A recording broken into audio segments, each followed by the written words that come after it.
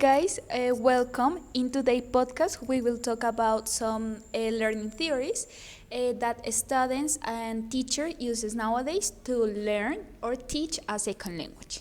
Okay, as you know, this podcast is related to education, so everything you're gonna hear in this session, it's with educational purposes. So, well, I want to introduce you the professor and professional in education, Juan Diego Rincon. So, good morning, Juan Diego. How are you? Good morning, fine. So that's it. Okay, so, well, today we are going to mention some theories. So, first, I would like to start with behaviorism. That was a topic from the previous week. So, well, as we know, for many years in many classrooms around the world, the behaviorism has been used to control the behavior of the student inside a classroom. But nowadays, we know that behaviorism could be considered as manipulate the conduct of the student by giving a reinforcement or also a punishment. But to be honest, I consider these two old school, and I will need to move to another theory. So, what do you think? So I guess the behaviorism has been working very well beyond the years. In many cases, this type of learning, in which you give stimulate learners and engage to helps to acquire knowledge about SL2. Okay, yeah, that's right. But as I mentioned before, I consider that this learning theory it's too old. So I would like to know if you know about the crashing hypothesis.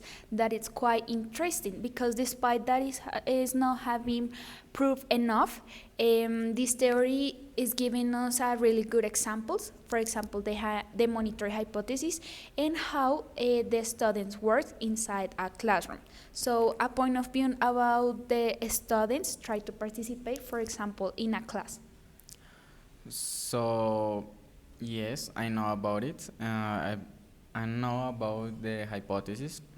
As we were talking about behaviorism, the Krashen theories also use the inputs as a main tool to push, yes, to push the learners to acquire his knowledge.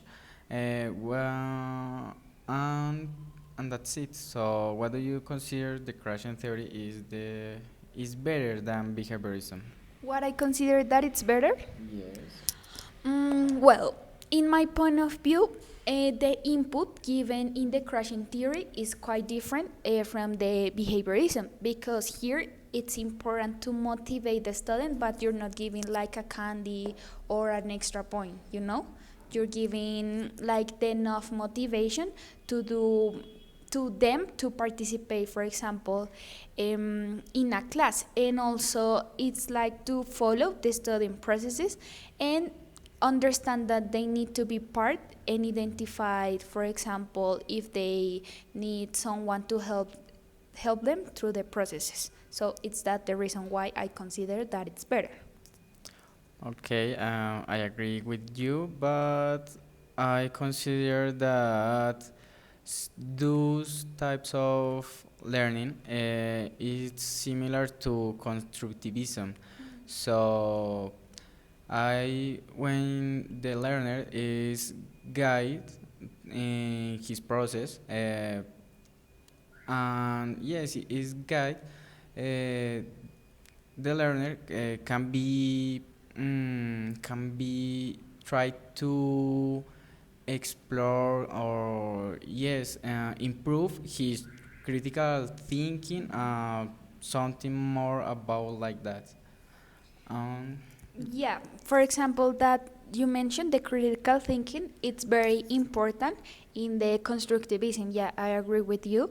The constructivism is like the best theory, and this put together the best of each theory. So, for example, in constructivism, I think that students work primarily in groups. Is that right?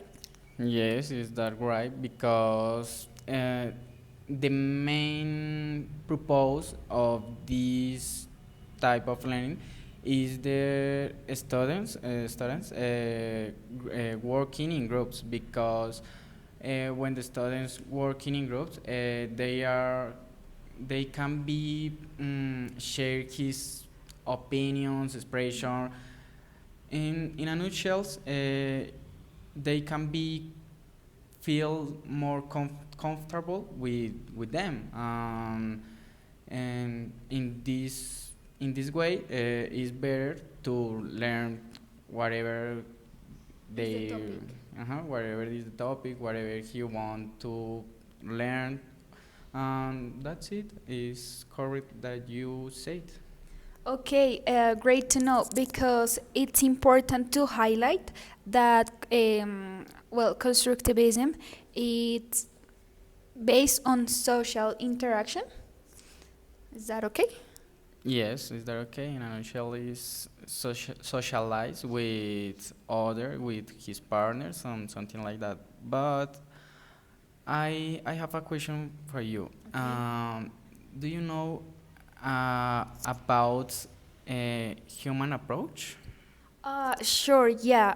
Well, the humanistic approach, well, I also think that can be involved with Krashen theory and constructivism because if we use those theories and we include the humanistic approach in which we cared about the environment of the student, because for example, you have a classroom and everyone is like putting attention, but one of your students is having issues or is feeling sad, Or lonely, something lonely, like that. yeah. And if you don't take care about that situation, the student is not going to learn in the same way. So, The others, yeah. yes. So, for example, if you use whatever these learning theories, but if you don't care about the environment, it doesn't work, you know? Yes, that is correct. That you say that is right. So mm, it said to is the best way to use or to try to put in working all the types of learning, because it's there. Yes, there are not a rule or exactly guide to every students, or yes, something like that.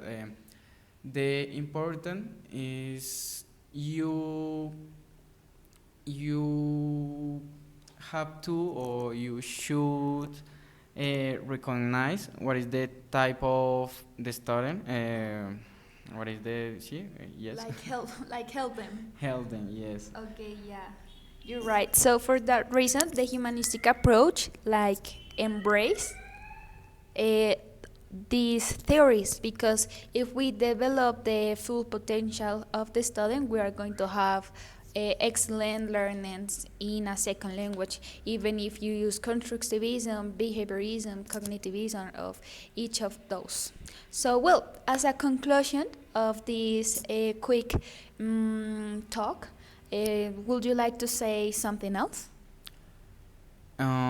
Yes, as a conclusion, so now I don't be a teacher, so I only a professional, but I don't working be a teacher. So when I will be a teacher, exactly teacher, I will apply those different types of learning. For example, um, the humanistic approach, the constructivism, the behaviorism. Okay, behaviorism, for me, it's not the better, but but it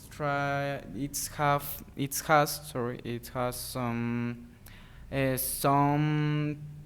some things very interesting, and can be used these things in my class So yes, in a nutshell, I can say I will use all those types of learning when I will be a teacher. Okay, yeah, that's incredible. So, to conclude with this podcast, I would like to mention that the next week topic will be some cognitive strategies that we apply in a classroom. For example, trial and error, self-explain, brainstorming, and all those kinds. Would you like to be in the next podcast? Yes, I would like to be in the next podcast. Okay, so that's it for today. Thanks for watching. Bye.